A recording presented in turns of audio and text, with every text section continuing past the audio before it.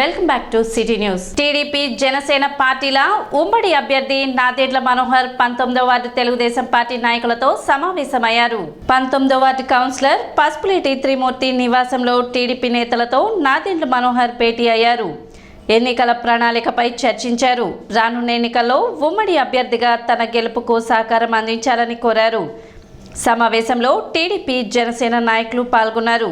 తొలుత షరఫ్ బజార్లోని పంచముఖ ఆంజనేయ స్వామి దేవస్థానం నందు స్వామివారికి పూజలు నిర్వహించారు. ఈ సందర్భంగా పలువురు వ్యాపారస్తులను నాదెండ్ల మనోహర్ కలిశారు.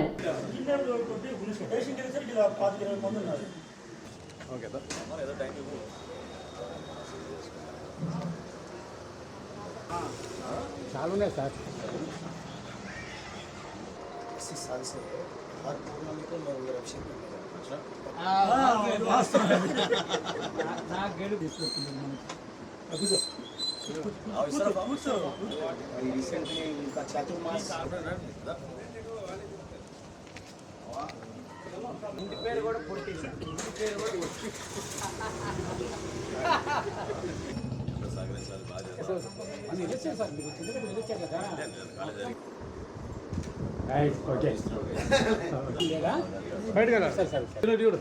సంతోషం మనం కాదని మళ్ళీ నెక్స్ట్ టైం వస్తారమ్మా.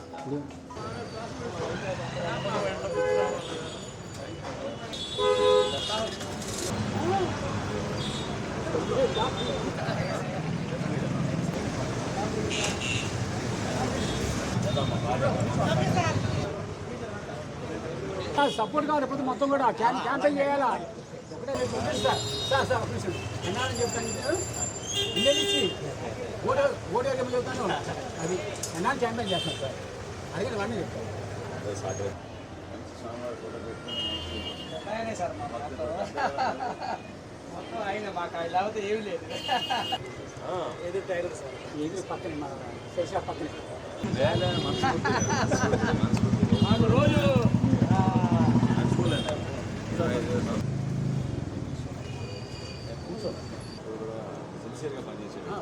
వాటితో పాటు నాలుగు నేను కూడా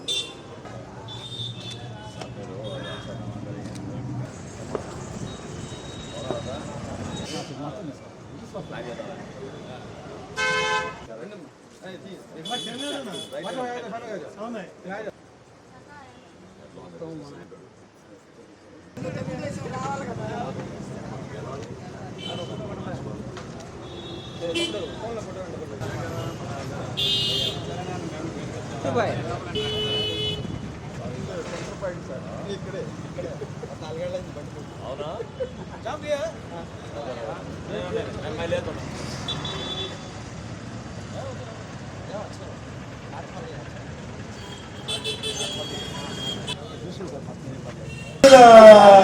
వాడు వచ్చి వాడి తిరిగి వాళ్ళు డబ్బులు వేసాడు.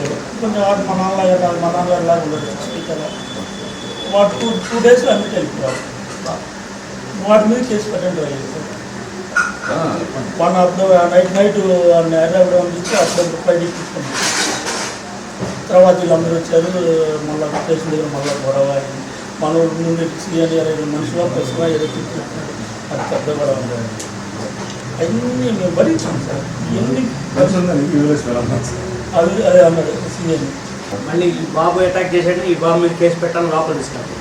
ఆ బాబుని తక్కువ చేస్తాం. లేదా అబ్బాయి ఆ బాబు మీద కేసు పెడితే మళ్ళీ బయట అందరూ వెళ్ళిపోవడం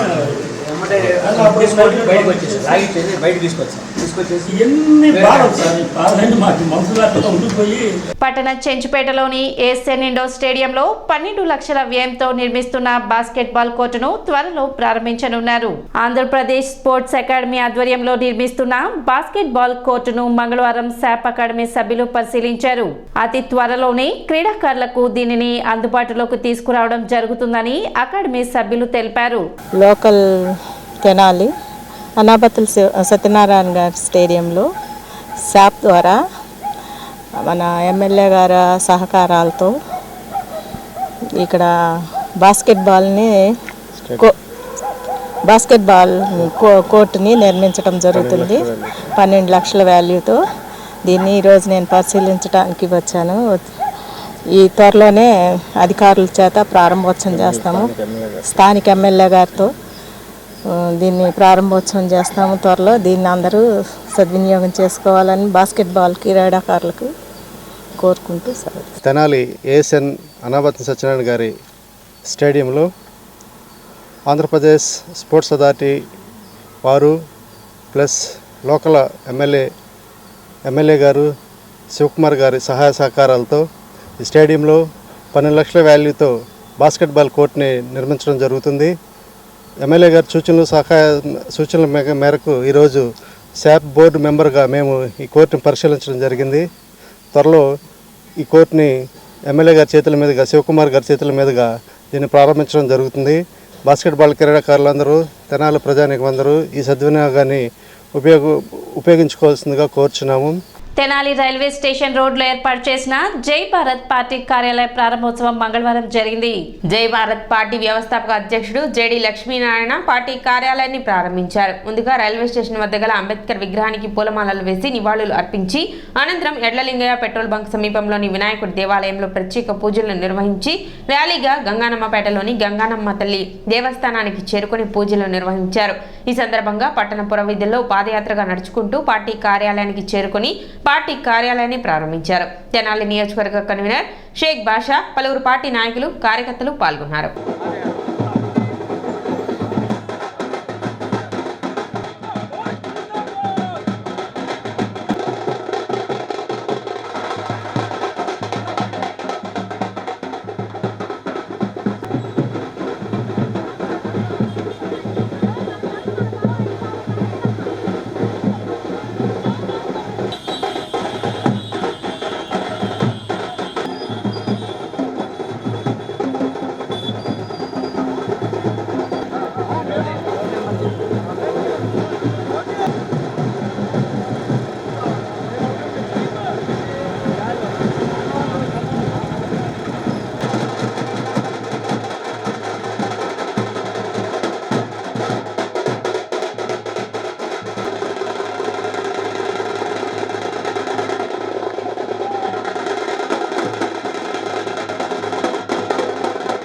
తెనాలి నగరంలో శ్రీ షేక్ బాషా గారు జై భారత్ నేషనల్ పార్టీ తెనాలి జై భారత్ పార్టీ అభ్యర్థుల వారి ఆఫీస్ ఈరోజు ఇక్కడ ఉద్ఘాటన చేయడం జరిగింది. ఆ తర్వాత గ్రామంలో ముఖ్య వ్యాపార వీధులు ఏవైతే ఉన్నాయో వాటన్నిటిలో కూడా అందరినీ కలిసి వాళ్ళందరికీ కూడా జై భారత్ నేషనల్ పార్టీ యొక్క మేనిఫెస్టోలు అందజేసి జై భారత్ నేషనల్ పార్టీ ఏం చేయాలని కోరుకుంటోంది, రాష్ట్ర అభివృద్ధికి ఏ విధంగా జై భారత్ నేషనల్ పార్టీ ముందుకు తీసుకువెళుతుంది అన్న అనేక విషయాలతో పొందుపరిచిన మా మేనిఫెస్టోని అందరికీ ఇవ్వడం జరిగింది. అనేక మంది పెద్దలను కలవడం జరిగింది, మహిళలను కలవడం జరిగింది. వారందరూ కూడా ఒక మార్పు కోరుకుంటున్నారు. ముఖ్యంగా యువతరాన్ని కూడా కలవడం జరిగింది. వారందరూ కూడా ఎప్పుడూ కూడా ఈ మూసపోసిన రాజకీయాల నుంచి ఏదో ఒక విముక్తి కలగాలి రాష్ట్రానికి అన్న భావనలతో ప్రతి ఒక్కరూ అన్నారు. కాబట్టి వారందరూ కూడా పెద్ద సంఖ్యలో జై భారత్ నేషనల్ పార్టీకి కేవలం తెనాలిలోనే కాదు మొత్తం ఆంధ్రప్రదేశ్ రాష్ట్రంలో కూడా అద్భుతంగా వారందరూ కూడా మద్దతు తెలుపుతున్నారు. ఇది కొత్త శుభసూచకం. ఎందుకంటే ఆంధ్రప్రదేశ్ రాష్ట్రానికి విభజన అయిన తర్వాత 10 సంవత్సరాలైంది. 10 సంవత్సరాలైనా కూడా 2 పార్టీల ప్రభుత్వాలు మనం చూసాం.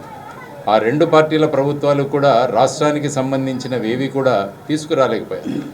ముఖ్యంగా ప్రత్యేక హోదా తీసుకురాలేకపోయారు. విభజన హామీలు ఏవైతే ఉన్నాయో 2014వ చట్టంలో అవి కూడా అపూర్ణంగా కేవలం 30% మాత్రమే పూర్తయ్యాయి. ఆ తర్వాత ఈ మధ్యలో వైజాగ్ స్టీల్ ప్లాంట్ ఏదైతే విశాఖ ఉక్కు ఆంధ్రుల హక్కు అని మనం తెచ్చుకున్నామో ఆ విశాఖపట్నం స్టీల్ ప్లాంట్ని ప్రైవేటీకరణ చేస్తుంటే వీరెవరూ కూడా మాట్లాడలేకపోతున్నారు. రైల్వే జోన్ను ఏ విధంగా విభజించారో మీకు అందరికీ తెలుసు. రాయలసీమ ఉత్తరాంధ్ర ప్రాంతాలను ఏ విధంగా ప్రత్యేక ప్యాకేజ్ ఇచ్చి డెవలప్ చేస్తామన్నారో దాని గురించి కూడా వీళ్ళు నోరు మెదపడం లేదు. మేము సామాన్యులు ఎస్సీ ఎస్టీ బీసీ మైనార్టీల తరపు నుంచి ఒక్క అభ్యర్థి కూడా ఈ రోజు దాకా తెనాల్లో ఎమ్మెల్యే కాలేదంటే దాన్ని మీరు గమనించండి. ఫస్ట్ ఎందుకు కాలేకపోయాం? ఇవాళ ఒక నీతివంతమైన పార్టీ వచ్చింది కాబట్టి, నిజాయితీపరుడైన వ్యక్తి మనకు అండగా ఉన్నారు కాబట్టి నేను నాకు సీట్ ఇచ్చి నన్ను గౌరవించారు జేడి లక్ష్మీనారాయణ గారు. వారికి నేను మనస్ఫూర్తిగా నమస్కారాలు తెలియజేసుకుంటున్నాను. ఈరోజు గెలిచిన వ్యక్తి 50 కోట్లు ఖర్చు పెడితే 500 కోట్లు ఎట్లా సంపాదించుకోవాలి అనే పని మీదే ఉన్నారు తప్పించి రాష్ట్ర ప్రజానికానికి కానీ మన తెనాలికి ఏం చేయాలనేది కనీసం రోడ్లు కానీ ఇళ్ళు కానీ ఎన్ని అవస్థలంటే అన్ని అవస్థలు పడుతున్నాం. ఇక ఓడిపోయిన అభ్యర్థి ఉంటాడు, మీరు చూసే ఉంటారు. ఎలక్షన్ అయిపోయిన 2వ రోజే తట్టబుర్తా సర్దేసి హైదరాబాద్ వెళ్ళిపోతాడు. మళ్ళీ ఎలక్షన్కి 2 నెలలు ముందు వచ్చేసేసి ఆ సంక్రాంతి పండగకి గంగిరెద్దులు వచ్చినట్టుగా ఊళ్ళ మీద పడి డప్పులు వాయించుకుంటా మాకే ఓట్లేయండి, మేమే దోచుకుంటాం, మళ్ళీ మాకే అవకాశం ఇవ్వండి అని చెప్పి వాళ్ళ మళ్ళీ ప్రజానికాన్ని మోసం చేయడానికి ఒక వర్గం మొదలెట్టింది. నా విన్నపం ఏమిటంటే తెనాలి ప్రజానికానికి రాక ఒక్కసారి మనకు అవకాశం వచ్చింది, మనల్ని మనం నిరూపించుకుందాం. ఒక్క ఓటు చాలు, ఒక్క ఓటుతో చరిత్ర తిరగరాయొచ్చు. మనం చాలా సందర్భాల్లో చూసాం. వాజ్పేయి గారి గవర్నమెంట్ ఒక్క ఓటుతో పడిపోయింది, సెంట్రల్ గవర్నమెంట్, మీరు గమనించండి. అట్లాగే మీ ఓటే నాకు ముఖ్యం, మీ ఒక్క ఓటే నాకు ముఖ్యం. వీలైతే అందరూ నన్ను ఆశీర్వదించి ఓట్లు వేయండి. పట్టణంలో శానిటేషన్ సమస్యల పరిష్కారానికి కృషి చేస్తున్నట్లు చైర్పర్సన్ తాడిపైన రాధిక తెలిపారు. వార్డు పర్యటనలో భాగంగా పట్టణ 14 వార్డులో చైర్పర్సన్ తాడిపైన రాధిక పర్యటించారు. వార్డులోని శానిటేషన్ పనులను పరిశీలించారు. కాలువల్లో పేరుకుపోయిన వ్యర్థాలను సిబ్బందిచే తొలగింపు చేశారు. ఈ సందర్భంగా ఆమె మాట్లాడుతూ ఈ ప్రాంతంలో డ్రైనేజ్ ప్రధాన సమస్యగా మారిందని, కాలువలపై ఇళ్లకు సంబంధించిన మెట్లు, షాప్ నిర్మాణాలు చేపట్టారని, దీని కారణంగా సమస్య తలెత్తుతుందని, త్వరలోనే సమస్యను పరిష్కరిస్తామని చెప్పారు. అదేవిధంగా ప్రజలు కాలువలో వ్యర్థాలను వేయరాదని ఆమె సూచించారు. అదేవిధంగా పట్టణ సుందరీకరణకు ప్రతి ఒక్కరూ సహకరించాలని విజ్ఞప్తి చేశారు.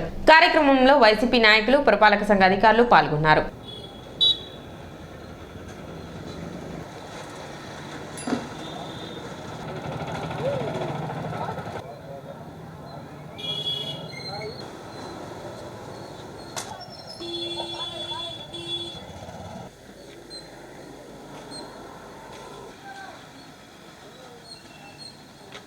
వార్డులో భాగంగా ఈరోజు నా 14వ వార్డుకు శానిటేషన్ మీద రావడం జరిగింది. ప్రజలకి ఎలాంటి ఇబ్బంది కలగకుండా ఉండాలని ఈ సిల్ట్ ప్రోగ్రామ్ అనేది ఏర్పాటు చేయడం జరిగింది. ప్రజలందరికీ చెప్పేది ఏంటంటే ఈ షాపులు ఉంటానా బండలు వేసి దాని కింద మా సిల్ట్ బాగా పెరిగిపోతుంది, దయచేసి ఓపెన్ ప్లేస్ ఉంచాలని కోరుకుంటూ, అలానే మేము రాబోయే రోజుల్లో ఇంకా తెనాలి డెవలప్ కోసం కృషి చేస్తామని, అలానే ఈ సిల్ట్ అనేది ప్రజలకు చెప్పేది ఏంటంటే ఈ షాపులు అందుట్లో ఈ చికెన్లు ఇలాంటివి పెడతానా ఆ వ్యర్థాలని ఆ కాలువలో వేయడానా బాగా స్మెల్ అనేది వస్తుంది. మీకు అనారోగ్యం మీకేనండి. ఆ స్మెల్ అది వేస్ట్ కాకుండా అలాంటి వ్యర్థాలు కాలువలో వేయకుండా ఒక డస్ట్బిన్ రూపంలో వేసి మా వర్కర్స్ అందించాలని కోరుకుంటున్నాం. మన 14వ వార్డుకి చైర్పర్సన్ గారు రావడం చాలా సంతోషకరము. ఈరోజు డ్రైనేజ్ సమస్య తెలుసుకుని మన డ్రైనేజీ ఏ విధంగా నీళ్లు పోతున్నాయా లేదని చూసుకుని వెరిఫికేషన్ చేయడం జరుగుతున్నది. కాబట్టి మనది పంబ ఏరియా కాబట్టి వార్డులో డ్రైనేజ్ సమస్య చాలా ఎక్కువగా ఉన్నది. నేను కౌన్సిలర్ వచ్చిన తర్వాత మనం 70 లక్షల వర్క్ చేపించడం జరిగినది. ఇప్పుడు డ్రైనేజీ పెద్ద కాలువ ఒకటి ఉంది, అది కూడా గ్రాంట్ అయినది. మన చర్చి రోడ్డు కూడా 15 ఫైనాన్స్ కూడా గ్రాంట్ అయినది. మెయిన్ ఈ 2 కాలువలు చేస్తే చాలా వరకు డ్రైనేజ్ సమస్య చాలా వరకు పరిష్కారం అయింది. ఇప్పుడు ఒక చిన్న విరామం.